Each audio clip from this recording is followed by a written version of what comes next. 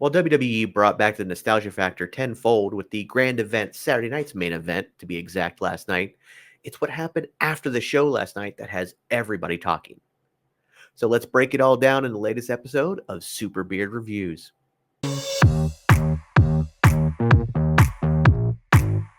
All right, before we get into the craziness that happened when everything went off air last night, let's go ahead and break down the actual event, Saturday night main event last night. The show opened with Joe Tessitore introducing everybody to the event and then bringing back Jesse the Body Ventura, who hasn't been a part of WWE for 40 years. He's recently kind of mended those fences and rebuilt those bridges, which were properly burned, by the way, because this man was trying to get a union for the wrestlers and was backstabbed along the way hardcore. But with the new era and new management and ownership, it was a time to bring back Jesse the Body Ventura, who, in all honesty, slightly stumbled in the very beginning, but very quickly found his place, and it was as if he had never left. Was great all the way around. He also commentates on the main event, and in pure Jesse Ventura heel commentator fashion, was perfect. But we'll get to that when we get to that. But let's start with the first match, and that was Drew McIntyre versus Sami Zayn. Now, this is all part of the Bloodline saga. Drew's issues with the Bloodline, the OG Bloodline specifically, and there were some interesting things about this match.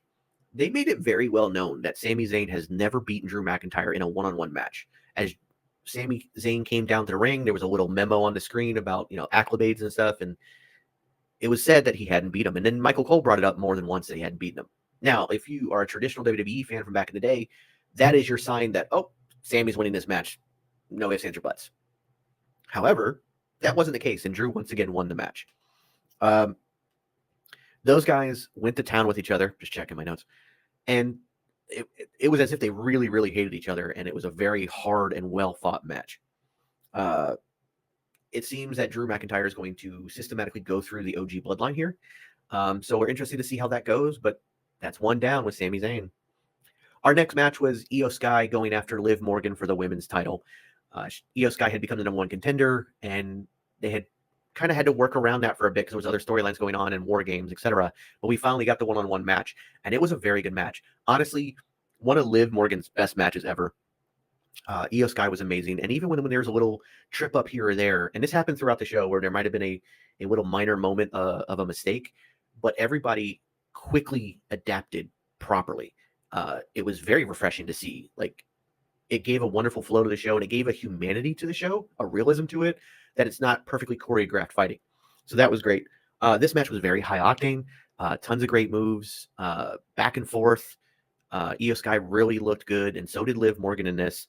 There was a great moonsault counter into the Oblivion, and I love the fact that the Oblivion is still a protected finish. There's very few of those left in the world of professional wrestling, regardless of what company it is.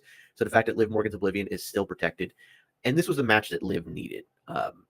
For the detractors of Liv Morgan's title run, there's been complaints about her matches and always cheating. She won this clean. In fact, there was very little interference in anything that has happened during Saturday Night Main Event, and I applaud them for that. In fact, like Damage Control and the Judgment Day, they walked out with their respective teammates, but then went to the back. The only time we had somebody actually stay out at ringside was during one match, the U.S. Women's title match, which we'll get to shortly. But all in all, they kept the show tight and concise and clean of interference for the most part, which was great. So Liv Morgan retained her title, and a good win that she really needed. But at the end of that, Rhea came out, confronted Liv, and they had a nice face-to-face. So it looks like we're going to get back to that story. Rhea never actually lost the title. She had to relinquish it due to injury. And Liv has had this over 200-day title reign. I feel like Rhea's going to be the one to take the title off of Liv and get the title back onto her, but now she's babyface Rhea instead of heel Rhea. So that's good as well. Match 3, Gunther versus Damian Priest versus Finn Balor. Gave us exactly what we expect out of this match. I think it was one of the better executed triple threats of the year. Something I appreciate, especially when Gunther does a triple threat, it seems to be, and I don't know if it's his input or the producers that work with him, but they're not the prototypical triple threat where it's like, hey, we're going to beat up one guy, throw him out, and he'll lay out on the outside for 5 to 6 minutes. While these guys have a one-on-one, he'll run in and one other guy will get knocked out, and then it'll be another one-on-one, etc. There was great balance throughout this match. There were times when it really felt like Gunther was going to lose his title, especially when Damian Priest hit the his homage to the Razor's Edge on Gunther. But in the end, Gunther did retain with one hell of a power bomb to Damian Priest on the stairs, and then another one to Finn Balor to pin Finn Balor. And I do think it's also really good that Finn Balor was the one to get pinned here. I think that was really important to the story, that Finn Balor took the pin and not Damian Priest, because it's sowing more doubt in the Judgment Day. It's like, hey, Finn, you lost. You've been saying that Damian's not worthy of a title shot or whatever. You get your title shot, and then you're the one that gets pinned. I feel like we're building to the end of the Judgment Day sooner rather than later.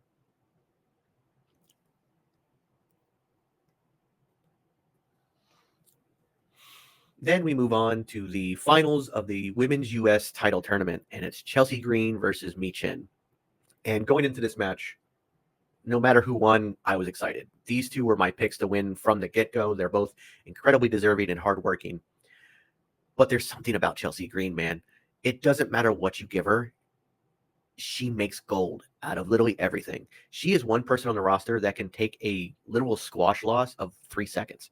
Like, she can roll in the ring, get pinned, and be done, and somehow come out bigger and better because she's that good. Which is why when she won the match, it just made sense. And she did it with the greatest unprettier ever.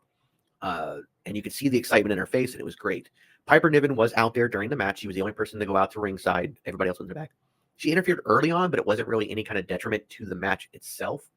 And so she was more so out there to basically just celebrate with Chelsea, which was great. But Chelsea and Mi Chin have such great chemistry, and if we could have them wrestle each and every week, I'm all for it. Again, all the kudos and flowers to Chelsea Green. She absolutely deserved this, and I think almost instantly will bring a prestige to the Women's U.S. title right away, and Mi Chin will be a great person to chase for that belt. Now, I had postulated a theory on my social medias that maybe we get a Tiffany Stratton cash-in. However, I changed that tune Friday night after the interaction with Nia, Candice, and Tiffany. I now am more certain than ever that Tiffany is going to go after Nia's title, and I'm glad that didn't happen. We needed that celebration. We needed that win. Again, Chelsea could have won the title and then immediately got pinned in a Money in the Bank cash-in, and it would have been fine for her character. She'd have made the most of it, but I'm just glad that she's going to get a chance to take this title and make something of it. Then we come down to the main event, Cody Rhodes versus Kevin Owens.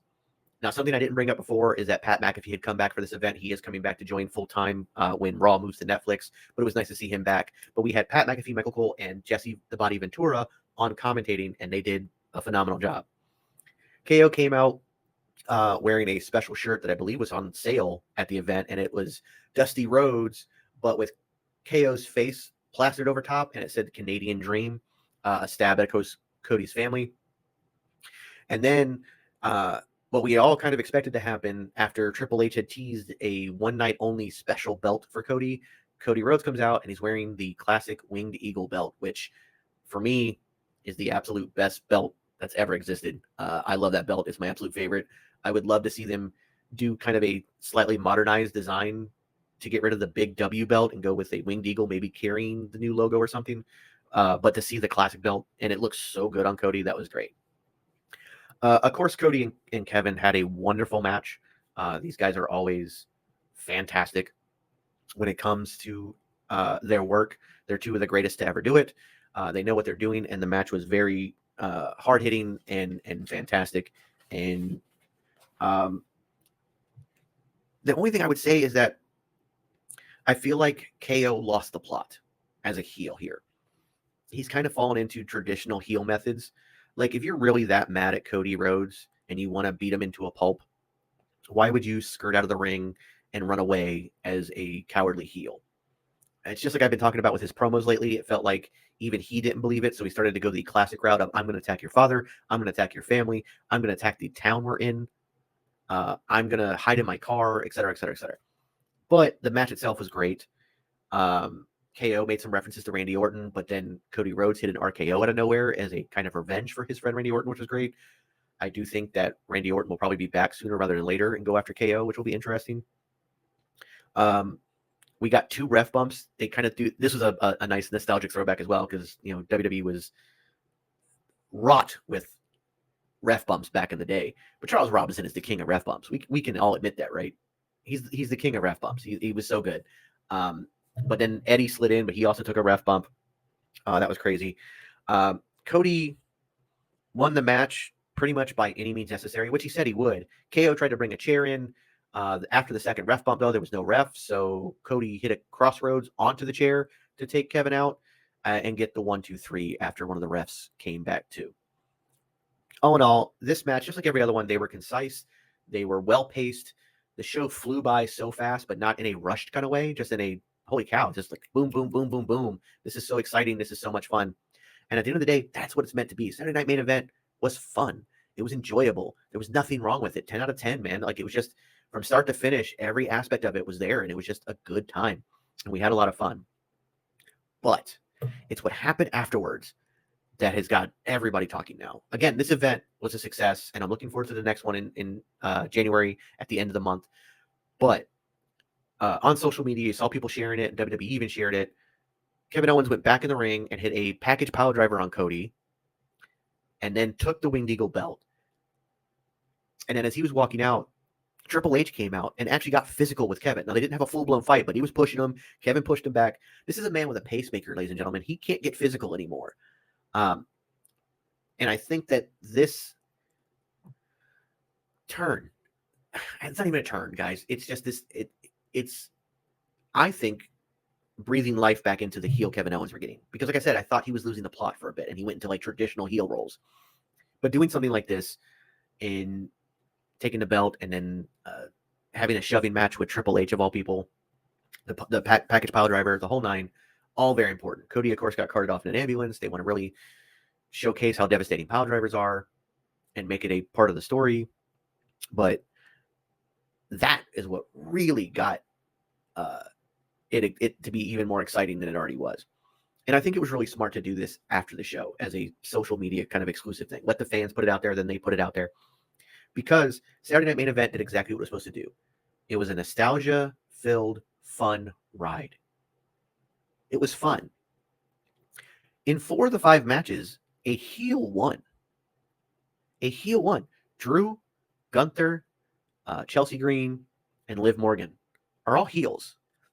But nobody was like, oh, man, God. It was just because the entire event was fun and lively and did exactly what it was supposed to do.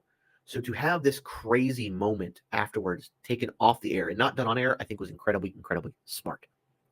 So all in all, like I said, I give this a 10 out of 10. It was just a fun event. But I'm really excited to see what happens with KO moving forward, and if they can get it back on track to where he can be a slightly more sympathetic heel, but also a gross, violent heel. But a violent heel with purpose and not just your typical, oh, boo the WWE Universe, boo your town, boo the good guy kind of heel. Let me know your thoughts on what you thought about Saturday Night Main Event, what you thought about what happened afterwards. Was there a part you liked? Was there a part you didn't like? What was your favorite part? What was your least favorite part? Leave it all down in the comments. Also, like and subscribe. Follow us on all our social medias. You know what to do. You know how it works. Thank you, guys, and we will see you on the next SuperBeard Reviews.